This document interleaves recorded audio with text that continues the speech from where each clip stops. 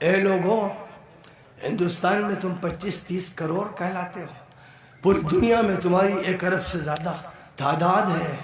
تمہارے پاس دکانیں ہیں، مکانات ہیں، کھیتیاں ہیں، کارخانے ہیں، بینک بیلنس ہے، اور کیا کیا ہے، اور اس کے بعد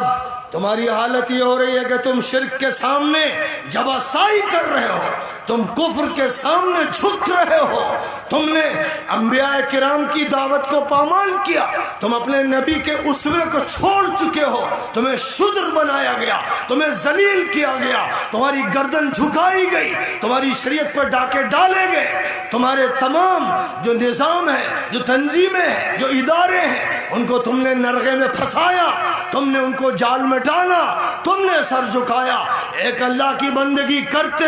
سارے بندے تمہارے سامنے جھکتے، آسمان والے کو مانتے، زمین والے تمہارے تلوے چاٹتے، لیکن تم نے آسمان والے کو بھولا، تم نے سیاست کا دیوتا بنایا، تم نے عدالت کا دیوتا بنایا، تم نے تمدن کا دیوتا بنایا، تم نے معاشیات کا دیوتا بنایا۔ اے لوگوں، تمہیں علماء کہا جاتا ہو یا مفتی، تمہیں قاضی کہا جاتا ہو یا خطیب، الفاظ سے حقیقتیں بدلہ نہیں کرتی ہیں، لیکن محمد عربی کی دعوت کو چھوڑنے والوں اور انبیاء کرام کے مشن کو چھوڑنے والوں، اے مسلمانوں، اگر تمہارا اللہ پر ایمان ہے اور محمد رسول اللہ پر ایمان ہے تو تم پر صرف اور صرف یہ فرض ہے کہ انبیاء کا بگل بجا دو، نبوت و رسالت کے مشن کو لے کر اٹھو، آخری نبی کی صدا لگا دو، کہو یا ایھا الناس اعبدوا ربکم الذی خلقکم والذین من قبلکم لعلکم تتقون۔ اے انسانوں، صرف ایک مالک و پروردگار کی جو تمہارا مالک و خالق بندگی کرو۔ اے ہندوؤں، صرف ایشور کو پوجو، صرف ایشور کو پوجو، سناتن دھرم کی مٹی پلید مت کرو۔ اے ہندوؤں، ویدوں کو مت جھٹلاؤ، گیتا کی بے عزتی مت کرو، سچائی کو مانو اور اس سچائی کو مان کر ہر جگہ یہ آواز لگا دو، ایک ایشور کی پوجا ہوگی۔ اے جینیوں، اے بدھسٹوں، اپنے گورکھ دھندوں سے، اپنے فلسفوں سے اور اپنے نکتوں سے باہر نکلو، ایک مالک اور ایک اللہ کی عبادت کرو۔ اے امریکہ والوں، آسٹریلیا والوں، روس والوں، نکلو اپنے الحاد سے، نکلو اپنی بحریت سے، نکلو اپنی بدماشیوں سے، نکلو اپنے جرائم سے، ایک اللہ کی، ایک لاڈ کی، ایک گاڈ کی پوجا کرو۔ خدا کسی قوم کو اس وقت تک عزت نہیں دے گا، اس وقت تک ان کو تمکین عطا نہیں فرمائے گا جب تک کہ وہ ہر شرک سے آزاد ہو کر محض اللہ کی وحدانیت پر یقین کرتے ہوئے صرف اور صرف اس کی عبادت نہیں کریں گے۔ امن چاہتے ہو، سلامتی چاہتے ہو، آشتی چاہتے ہو، عزت چاہتے ہو، قدرت چاہتے ہو، مقام چاہتے ہو، خدا کا فیصلہ ہے کہ شرک چھوڑنا پڑے گا، توحید اختیار کرنی پڑے گی، ہر جگہ، ہر محاذ پر، زندگی کے ہر لمحے میں وحدانیت کو اختیار کرنا ہوگا، اور یہ صرف دل میں سجانے کے لیے نہیں ہے، یہ للکار کے لیے ہے، یہ اعلان کے لیے ہے۔ یا قوم اعبدوا اللہ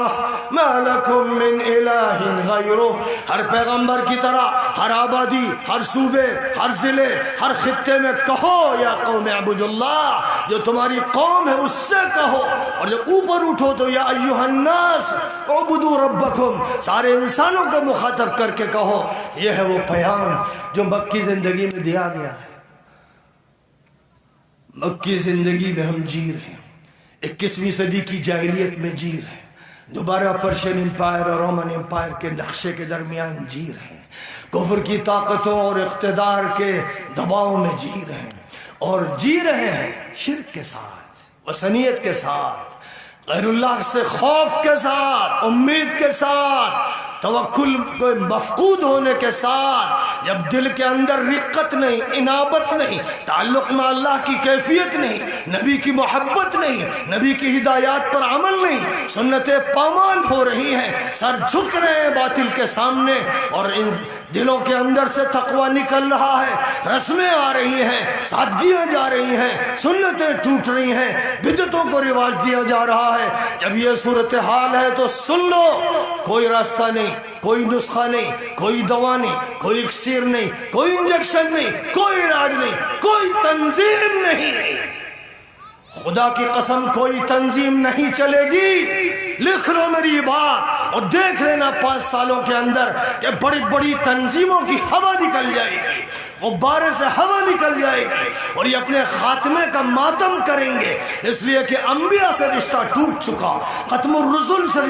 رشتہ ٹوٹ چکا، قرآن و حدیث سے رشتہ توڑ دیا گیا۔ لوگوں نے اپنی سیادتیں قائم کر رکھی ہیں، حسنین کی سیادت کو فراموش کر کے لوگ اپنی سیادت بتا رہے ہیں، اپنی پیری سمجھا رہے ہیں، اپنی عظمت کے گیت لوگوں سے کہتے ہیں کہ گاتے چلے جاؤ۔ یہ سکے نہیں چلیں گے، کھوٹے سکے، یہ کھوٹے سکے ہیں جو نہیں چلیں گے۔ راستہ صرف انبیاء کا ہے، راستہ صرف قرآن نے عطا فرمایا ہے۔ لَقَدْ جَاءَكُم مِّنَ اللَّهِ نُورٌ وَكِتَابٌ